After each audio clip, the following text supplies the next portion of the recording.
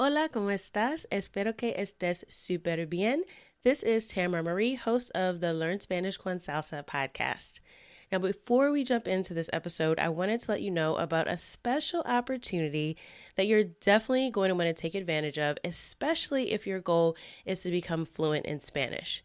For a limited time only, my team is opening the doors to listeners of the podcast to take advantage of a free language coaching session. Now, in this session, it's not just we're teaching you about verbs or grammar, but we're really going to do a deep dive into what are your goals for learning Spanish, assess where you are on your journey to fluency at the moment, and help you map out a 90-day plan for how you can get to fluency.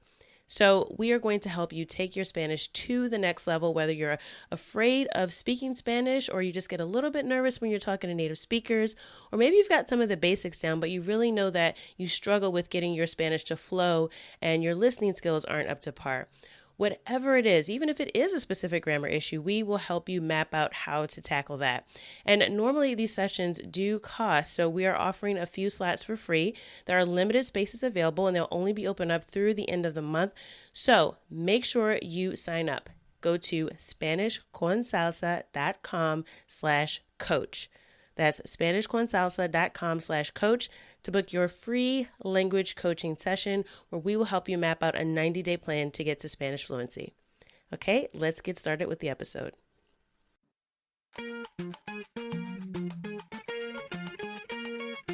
Bienvenidos! Welcome to the Learn Spanish con Salsa podcast, the show for Spanish learners that love music, travel, and culture. Close your grammar textbooks, shut down the language apps, and open your ears to how Spanish is spoken in the real world. Let us show you how to go from beginner to bilingual. Here is your host, certified language coach, Tamara Marie. Hola mi gente, bienvenidos al episodio 22. Welcome to episode 22 of the Learn Spanish con Salsa podcast. As you all know, I like to bring you insightful conversations from people who've already been successful at learning foreign languages. In this episode, I'll be interviewing Eve. Now, you may know her from her YouTube channel, The Urban Eve, where she talks all about travel and language learning. Eve speaks 8 languages, and she's going to share with us her secret to learning languages quickly and how to deal with mistakes in language learning. She also touches on the best way to prevent mixing up words when you're learning similar languages. And at the end, she'll tell us about an exciting opportunity that she has coming up if you want to join her in her travels and learn some Spanish at the same time. This interview is in Spanish and in English, so we touch on the same topics in both languages, but it's not 100% the same. So if you're a beginner, hold tight. We will switch over to English towards the end of the interview. So with that, let's get started with our conversation with Urban Eve. Vamos a empezar. Hola Eve, bienvenida al programa Learn Spanish con Salsa. Hola. Entonces, Eve, cuéntanos un poquito de ti y díganos cuántos idiomas hablas. Bueno, en el momento hablo 8 idiomas. Bueno, mi nombre es Evelyn Eve. Yo soy alemana. Vengo de Alemania, pero vivo en París desde hace unos 7 años. Y bueno, estoy haciendo videos de cómo aprender idiomas y de viajes en mi YouTube, en mi canal de YouTube. Ah, qué bueno, 8 idiomas, muchos idiomas, ¿no? ¿Y cómo empezaste con tus estudios de tantos idiomas y qué fue tu motivación? Bueno, es que yo crecí en casa ya con 3 idiomas, con alemán, inglés y mi idioma nativo, que es como mi idioma de mis padres, que son de Ghana, del África del Oeste. Entonces yo ya crecí con esos 3 idiomas y luego me formé pues con francés, con español y de allí pues no sé, por mí era muy natural siempre hablar, o sea, varios idiomas y escuchar varios idiomas en mi casa, porque mis padres también hablan varios idiomas, entonces era algo muy natural para mí y yo nunca me consideraba como poliglota, ¿no? Para mí era normal, porque yo crecí así. Y entonces cuando en el colegio empecé a estudiar inglés y luego francés y después español. Pues con español me me quedé muy encantada. Pues viajé a España a conocer la cultura, a hablar a cómo es el país y a aprender también más del país, sobre la gente y sobre todo a mejorar mi español. Ah, qué bueno. Y quiero saber, ¿qué es tu método para aprender idiomas? Porque para mí, yo traté de aprender español en la escuela, con libros de gramática, pero cuando empecé a tomar clases de baile, específicamente de salsa, me enamoré con la música latina y eso me motivó. Y yo vi en tu canal de YouTube que tú también has aprendido con la música, ¿verdad? Sí, yo he aprendido muchísimo con música porque yo justamente pues vivía en España antes durante muchos años y allá pues me enamoré con la salsa porque yo tenía una amiga española que ella estaba igualmente encantada con bailar salsa y ella siempre me invitaba a bailar, a salir a bailar salsa y yo al principio yo siempre estaba encantada con la música salsa, pero nunca bailaba, pero yo siempre era bailarina, yo bailaba hip hop antes.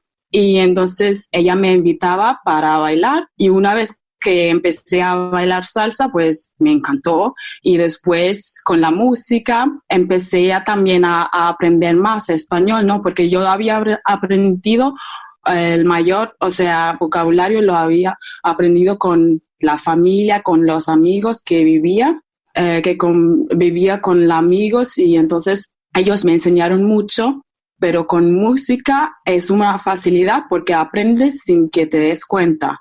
O sea, hablas y cantas las canciones y así con música sobre todo aprendí a hablar portugués también porque me encantaba la música brasileña y yo siempre escuchando música y de ahí pues cantando la música, la letra y así aprendí las palabras, ¿no?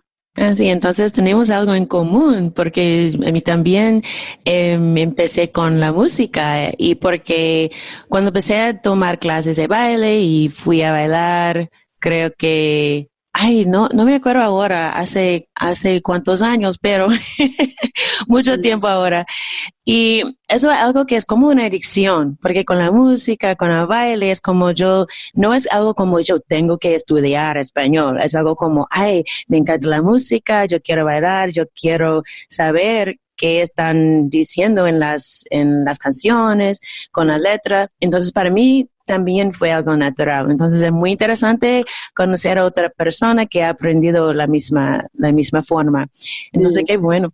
Y ¿cómo se mantienen los idiomas separados en tu mente? Especialmente con español y portugués, porque yo traté de aprender un poquito de portugués hace unos años porque yo fui a Brasil para carnaval y para mí las palabras son muy comunes entre portugués y español y es muy confuso, ¿no? Entonces, para ti, ¿cómo puedes separar en tu mente portugués y español y los otros idiomas que hablas? Sí, o sea, muchas personas me preguntan eso y realmente es simplemente cuestión de práctica, ¿no? Porque al principio lo mezclaba muchísimo, el español y el portugués.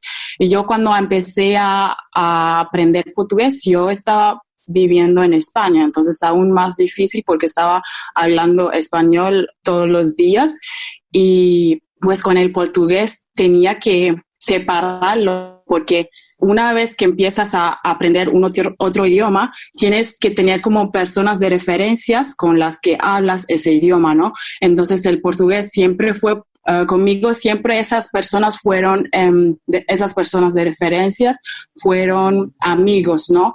La mayoría fueron brasileños. Yo tenía un amigo portugués de Portugal que estaba casado con una brasileña y la mayoría de los otros amigos que tenía eran brasileños. Y entonces para mí esto era como mi punto de referencia, porque yo sabía, cuando estoy con ese grupo de amigos, ellos siempre solamente van a hablar en portugués. Y aunque yo fuera con ellos, porque ellos estaban pensando, bueno, es solo ella, una persona que no habla portugués, pero el resto del grupo, si somos como 10 personas, habla portugués. Entonces yo era siempre la única que no realmente era brasileña o no hablaba. Entonces yo tenía que me acostumbrar hablar con ellos, a escuchar, y la mayoría de las veces al principio yo entendía casi todo lo que hablaban porque el portugués y español o sea, se parecen mucho. Sí. Y como ya estaba acostumbrada a escuchar mucha música brasileña, pues me encanta bailar, entonces me encanta la samba, me encanta el pagode brasileño, entonces lo estaba siempre escuchando, entonces ya conocía palabras y se parecía mucho al español.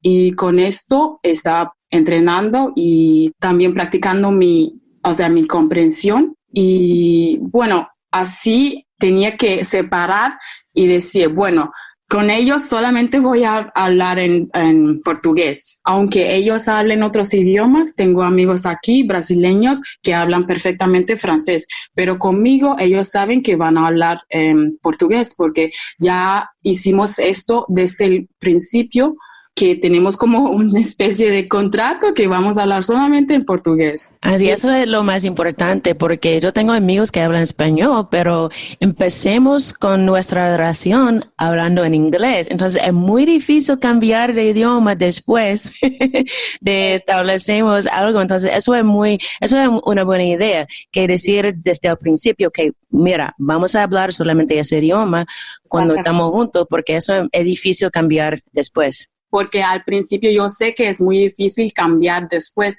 Es como cuando tienes una pareja, ¿no? y empezáis a hablar inglés. Después es muy difícil cambiar el idioma. Cuando tienes una pareja, por ejemplo, que quiera aprender, no sé, francés o español, pero si estás ya acostumbrada a hablar con esa persona en inglés, es muy difícil cambiar después. Entonces yo siempre desde el principio, cuando conocí a la gente, yo decía, tú eres brasileño, entonces yo quiero que solamente me hables en portugués, no me hables ni en francés ni español, solamente en portugués. Y con las personas que hablan español, yo lo hacía igual, ¿no? Yo decía, bueno, ustedes hablan español, entonces solamente hablan en español conmigo, no hablen ni un otro idioma, aunque hablen perfectamente francés o otro idioma, o inglés incluso. Yo quiero que conmigo solamente en español o en portugués. Y a la gente les gusta porque mucha gente prefiere hasta hablar su propio idioma para poder expresarse mejor, ¿no? Entonces, sí,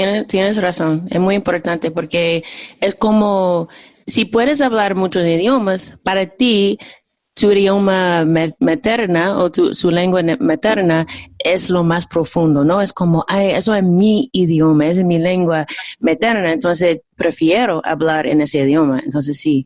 Ok, entonces, una pregunta más. Yo suelo preguntarles a las personas con que hablo aquí en el podcast, porque a veces cuando veamos a las personas como tú que han aprendido varios idiomas con éxito, puede ser una inspiración, pero a la misma vez intimidante, ya que no naciste hablando 8 idiomas y es un proceso. ¿Y podrías decirnos qué ha sido una lucha constante que has tenido que superar con los idiomas?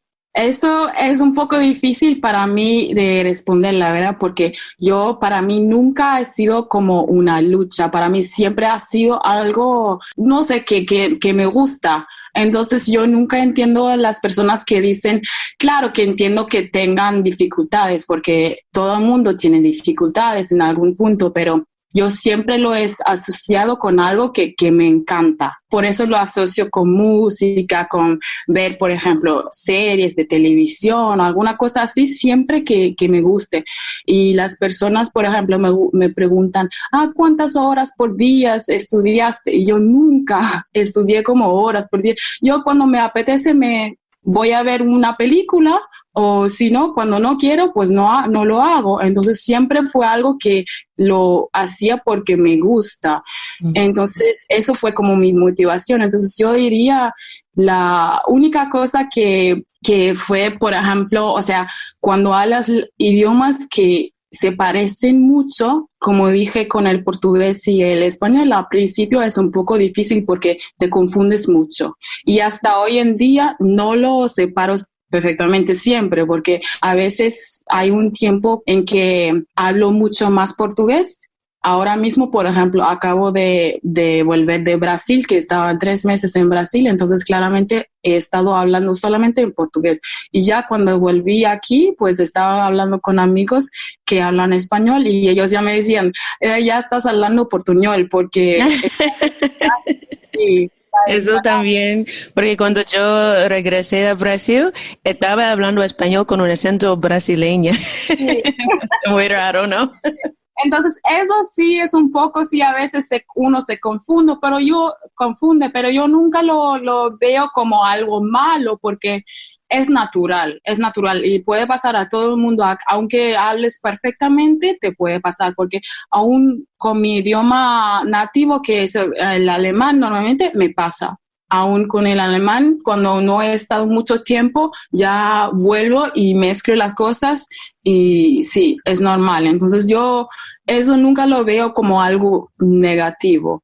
Entonces tenemos que aceptar que esas cosas van a pasar. Si es Claro, sí, sí. porque yo lo digo también mucho en mis videos que las personas se frustran con, por ejemplo, no poder expresarse como quieren, entonces de allí se quedan callados, no hablan o no se atreven a hablar siempre tienen ese miedo dentro de hablar, pero yo nunca he tenido ese miedo, yo siempre hablaba porque aunque sepa que lo que voy a decir, que seguramente no es gramaticalmente 100% correcto, pero lo estoy intentando y sé que las personas me van a ayudar. Es la verdad, y algo que yo digo todo el tiempo es que nadie habla perfectamente 100%. Entonces, especialmente hablantes nativos de español, con la gramática, pero para ellos es como ellos hablan perfectamente y son hablantes nativos, pero no con la gramática todo el tiempo. Entonces, sí, es muy normal y es algo que tenemos que acostumbrarnos porque no es una competencia, no tenemos que ser perfectos. Es algo que es una meta personal que queremos lograr y es algo que vamos a cometer errores, pero eso está bien. Entonces, gracias por eso y por los consejos. Y ahora vamos a cambiar al inglés para nuestros oyentes que no hablan mucho español. Entonces, vamos a empezar de nuevo. Okay, so Eve, can you tell us a little bit about yourself and what languages you speak? Yes. My name is Eve. I'm from Germany originally, but I live in Paris in France at the moment. And I've been having a YouTube channel for about 4 or 5 years. And I mainly do language learning videos and travel videos. And I currently speak 8 languages. And what are those 8 languages, if you could list them for us? Yeah. First one is German, English, French, Spanish, Portuguese, a little bit of Italian, and my native tongue, which is from my parents' side. They're originally from Ghana, West Africa, so we have our own native language, which is called Twi, Akan from the Akan languages, and also Chinese. Wow, so you've covered a lot of ground. Okay. So how did you get started learning languages, and what was your motivation? Well, I started, basically because my parents' background and because of me having grown up in Germany, we were trilingual at home, basically. So we spoke English, then our native tongue, because in Ghana, the official language is English, but there are tons of local languages. So people are used to at least speaking 2 languages. It's always English plus their local language. So we spoke those 2, and then, of course, German. So from there, then I learned English at school and then French and Spanish. And from there, I started learning my own languages that I was interested in, like Portuguese. And at uni, I did also study Chinese and Italian. So I also want to know a little bit about your language learning method, because for me, I know when I tried to learn Spanish in school, I tried to take classes, I learned with grammar books.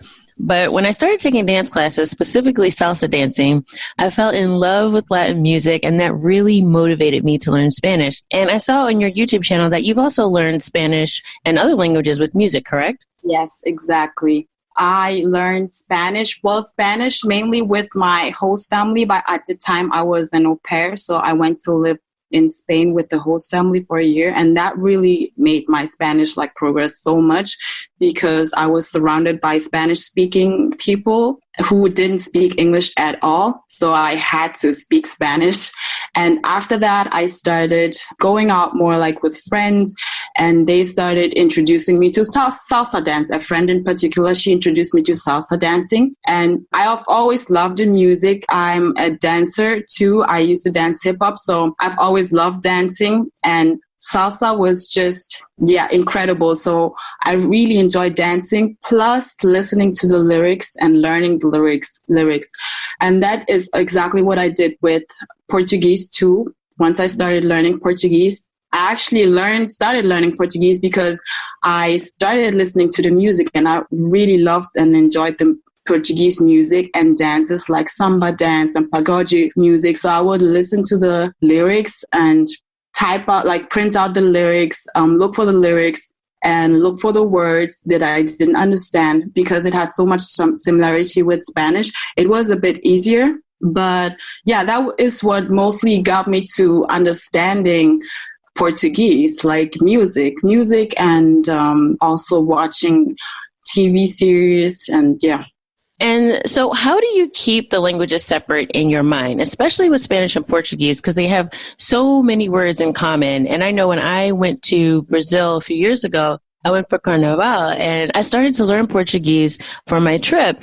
But I noticed that I kept mixing up Spanish and Portuguese because I was a super beginner in Portuguese and my Spanish level was much higher. And with all the different words in common, it can be confusing to sort of mix words up between languages, right? Yeah, it definitely can be and will be confusing. I say that all the time, but I never really worried about that, about like confusing things, because I knew that it would happen, because like Spanish and Portuguese, if I'm not mistaken, share like 89% of like lexic words. Like they have so much in common. So you're definitely going to confuse things in the beginning, but I think it's good to not be hard on yourself, but just like let it flow. So I always had people of reference. I always took like friends as a reference for languages. So, for example, I have Spanish-speaking friends that I only speak Spanish with, even though they're perfectly bilingual in other languages. I have friends who live in France who are perfectly bilingual in Spanish and French or in other languages, but I always made it a point to speak only in their native tongue with me. Like that means either in Spanish or Portuguese. So in Portuguese, I made it also a point to speak. Whenever I had Brazilian friends, I told them like right away from the beginning, like, I want you to only speak to me in Portuguese, like no other language. So they were fine with it because it's their language, obviously. So they're going to be able to express themselves better in their own language. And a lot of times they're even more comfortable to speaking their own language. So I was always a group within like the Brazilians or the Latinos. And so they always took me kind of like one of their own. So they never minded, actually. They always liked it to be able to express themselves in their own language while I was there. And I never minded if they spoke, for example, too fast or anything, because I was there to mainly listen in the beginning and learn from that. So that's a good point you made, is to start from the beginning, because I know it can be difficult to change languages when you're talking to someone after you've already started or established a relationship. Because I have friends that speak Spanish, but we still speak to each other in English because when we met, we started speaking in English. So it's really difficult, especially when you have a person of reference like you talked about, to change to a different language later after you've already established one language between each other when you speak. Yeah, that's definitely true. I have a friend here who is from, one of my best friends. She is Peruvian. And ever since I met her, like from the first day on, we spoke in Spanish. Like she speaks perfectly French. I speak perfectly French, but we never ever speak French together because like right away from the beginning, we got introduced in Spanish, and that's how we stayed. Like we only speak Spanish, even though we're both living in France, but we only speak Spanish to each other. And she even tells me like a lot of times she forgets that I'm not even like that Spanish is not my native tongue, because we're so used to only speaking in that language. That is our reference. Like it would be so weird for her and for me to start speaking English or French because we're not used to it. Yeah, so that I have to note that down when I start with my Portuguese again. I need to find some Brazilian friends to hang out with so I don't switch back to English or Spanish. Okay, so I also like to ask my guests this question because sometimes when language learners see people like you on YouTube that have learned several languages successfully, it can be inspiring, but it can also be a little intimidating. So since you didn't come out of the womb speaking 8 languages, even though I know you grew up speaking 3, and we know language learning is a process, can you tell us what's been your biggest struggle that you've had to overcome when learning so many languages? As I said, like I never really saw anything of a struggle in language learning. Like I think I always had like fun doing it. So I never associated anything of a struggle with it.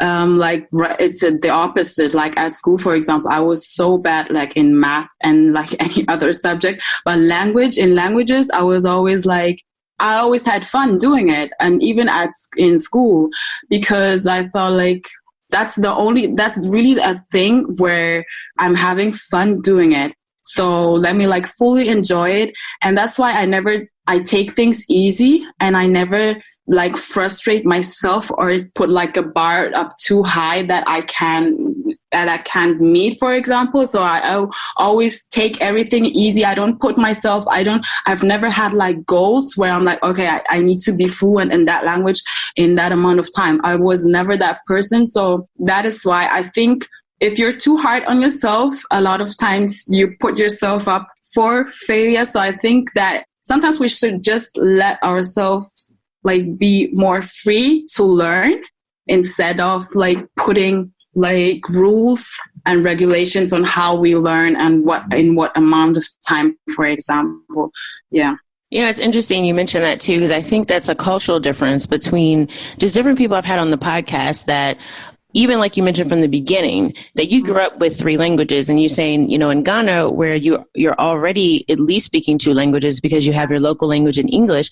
I think here growing up in the US, it was monolingualism is the order of the day. So we're used to just speaking English.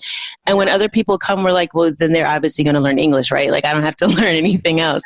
So it's not as normal here. And it's definitely, I wouldn't say a divide, but it's definitely a difference I've noticed even in the language learning community, that for some people, growing up with multiple languages is natural. And for some of us, it becomes more of this personal goal that we have to reach because it's not something that's normal to us. But I think what you said about having fun is so important, which is why I love learning with music, because it wasn't like, oh, I've got to pass an exam, right? It was like, hey, I learned a new cool word today. That was fun. Or, you know, so it definitely takes the pressure off. And you know, from a neuroscience perspective, your brain can't learn anything when you're stressed out, right? Exactly. Yes. Your memory shuts off. You turn into fight or flight mode.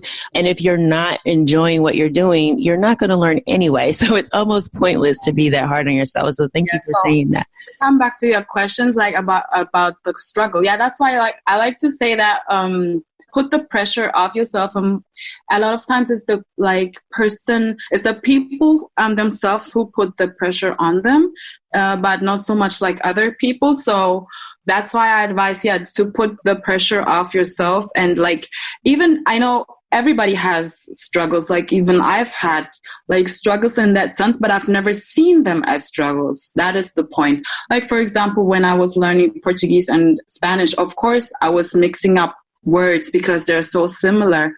And even up to now, I do it. Like, a lot of people think once you're fluent, you're not going to make any mistakes anymore, but that's absolutely not true. But you are definitely making mistakes, because up until now, when I'm with my Spanish speaking friends or Portuguese speaking French, I always tell them, like, whenever they know that when I say something and it might be not correct, they can like correct me, because I don't have a problem of being corrected. I always tell them, like, just correct me in case I might make a mistake. And I still make mistakes up until now, but I've never been hard on myself where I'm like, okay, I need to speak perfectly. And I always see it as an improvement, because we, day by day, like, we never stop learning. Yeah, exactly. And I always tell people too that, you know, even native speakers do not speak perfect. Even me with English, which is my native language, I know when I had to take a grammar test in school, I think, nobody got 100% on the grammar test. So it doesn't mean that you can't speak the language and you're not fluent just because you make mistakes. So I think that is also important to keep in mind that perfection is not a thing, It's like you do the best you can and yes, you want to improve, but you're not gonna, perfection is not your standard, but improvement is.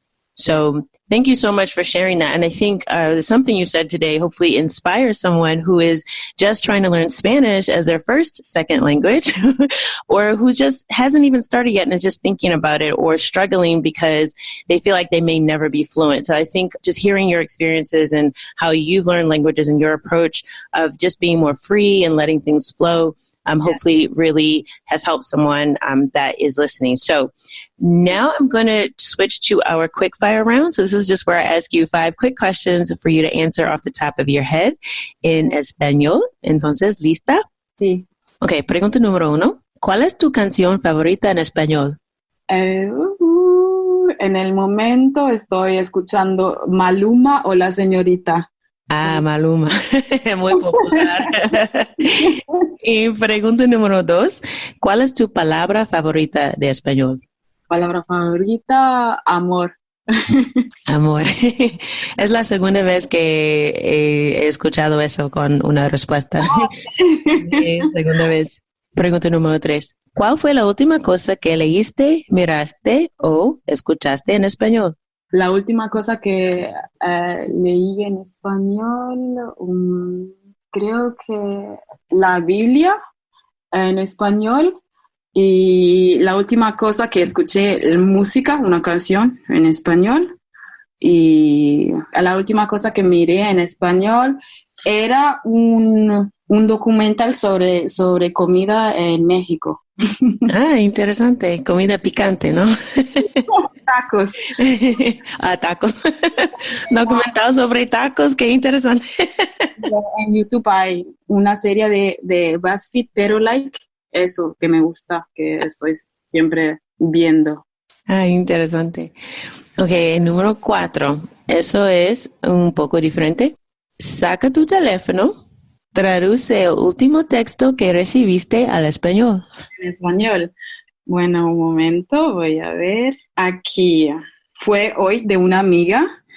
Ella me dijo, te cuento que lo más probable es que hagamos el connect de esta semana de miércoles. Sí, we're having, this is like a friend from church and we're having like this meeting this week. So she said okay, I'm letting you know that this week this meeting is going to be on Wednesday. And she said, have you already thought about a subject that you're going to talk about? Yeah. Y en español también. En español me dijo, hola Yves, ¿cómo has estado? Te cuento que lo más probable es que hagamos el connect de esta semana el miércoles. ¿Tú ya has pensado en algún tema o quieres llevar el que suban? Acabo de mirar y este es el tema. She sent it to me. Qué bueno. Y la última pregunta. ¿Qué es un error cómico que cometiste en el proceso de aprender español o otro idioma? Sí, en el proceso de aprender español hay varios, hay muchísimos. Cuando yo vivía en España, es que en España hay muchas palabras como muy con connotación un poco, por ejemplo, con connotación sexual y que yo no sabía. Ajá. Entonces yo, por ejemplo, al principio yo decía, pues yo quería decir una persona es buena. Entonces yo decía, este chico está muy bueno. Y la gente se reía porque decía, no, es bueno. Porque yo quería decir, es una persona buena. Pero yo decía, está muy bueno y quiere decir... Claro, que quiere decir como es muy atractivo, ¿no? Okay. Una diferencia muy poco, pero importante, ¿no? Claro, diferencia muy importante. Cuando dices es bueno o está bueno. Sí. Y entonces, gracias y por participar. Thank you for participating in the quick fire round. Now, as we wrap up, I know you have a Spanish immersion trip coming up. So can you tell us a little about your trip that you're planning to Cuba?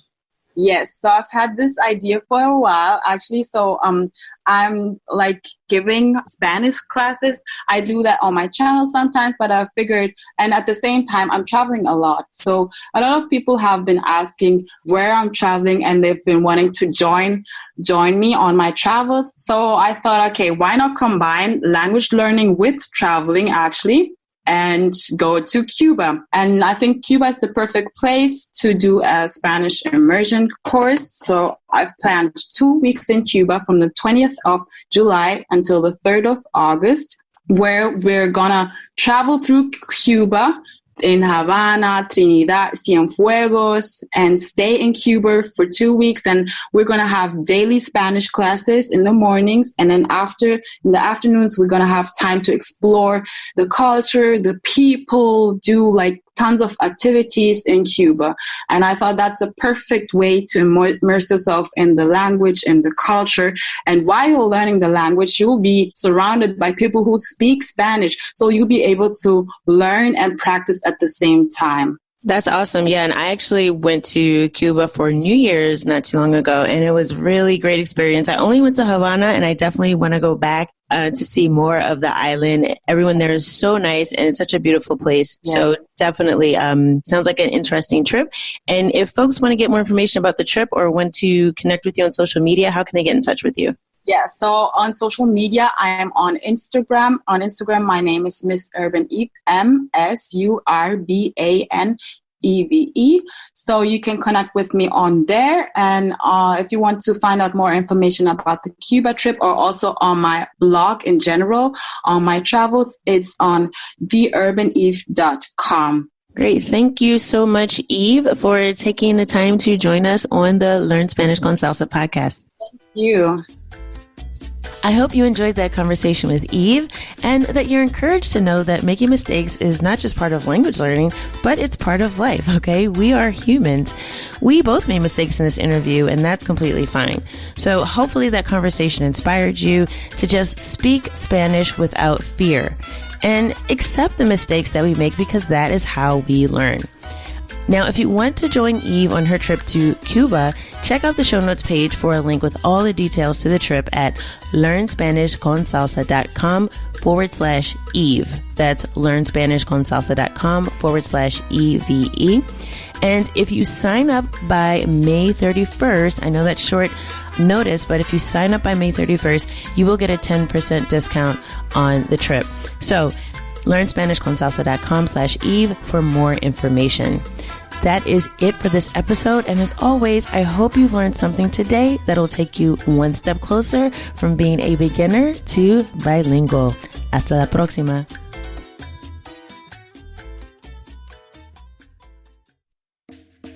This episode of Learn Spanish con Salsa is brought to you by our partner, italki, the effective, fastest way to become fluent in a foreign language. You'll make more progress with one-on-one lessons customized for your learning style and goals. You can take lessons from anywhere at a time that is convenient for you. Connect with people from around the world, learn the real language, and learn how people really speak. Get started today and get a free $10 credit with your first lesson purchase. Just visit go.italki.com/Spanish con Salsa. That's go.italki.com/Spanish con Salsa.